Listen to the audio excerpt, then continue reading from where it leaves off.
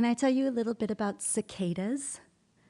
They're some of my favorite. They are my favorite insect, if you can have one of those. Cicadas are unique due to their incredibly long lifespans, spent mostly underground as nymphs feeding off of root sap, followed by a brief but intense emergence as adults for mating and reproduction. They are also known for their distinctive, loud, buzzing songs produced by males to attract females. I heard it last night. They scream from the trees, announcing their arrival to fly, fornicate, and then die. Furthermore, periodical cicadas emerge in massive numbers, either after 13 or 17 years, a phenomenon not observed in any other insect. Remember all of this, I have a point later. We've been exploring all the ways that nature, substances, meditation, and so forth can bring enlightenment or a new way of being or seeing beyond the ego. I want to talk about the ways that humans and their stories and their way of being have the power to draw us towards the door and even nudge us through it. Now, you might need all of the above to be open to such experiences. I know that I do. And Michael mentioned that after these experiences, people have been altered in a way that some even leave their spouses or change career paths. I have noticed this change in myself through the stories that I hear along the way and the people who have opened their hearts to me. Those moments of connection are what altered my mind, made me leave a stagnant marriage, pursue my own personal growth, and break free from the corpse that I was becoming. I was finally being seen and heard.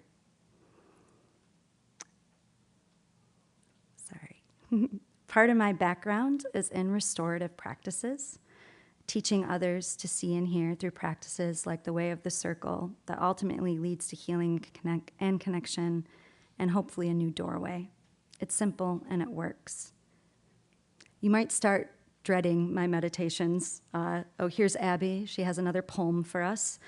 But that's too bad. You've given me a platform, so I blame you.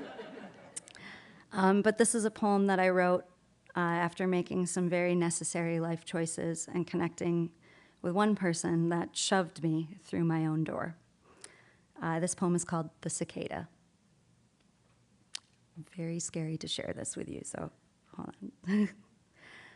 The cicada, buried deep, dormant, alone, longing for sunlight, yet dampened by the heft of shame, heaped on and on and on, mounds of mud and moss seeping into my frame, crushing me past roots, towards bedrock.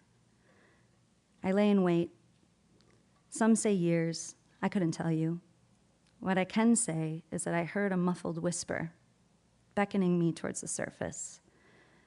My legs twitch, scrambled really, muscles atrophied, but determined to smell that whisper, to taste it, anything other than the tang of minerals and muck. You were there at the base of the tree, already shed your exoskeleton. Your brilliant wings shone with the light of 1,000 northern stars, still glistening from redemption, from rebirth.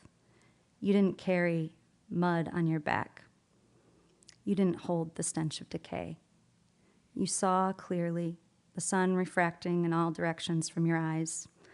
I couldn't look away and knew I never would again. It took me longer to reach the base.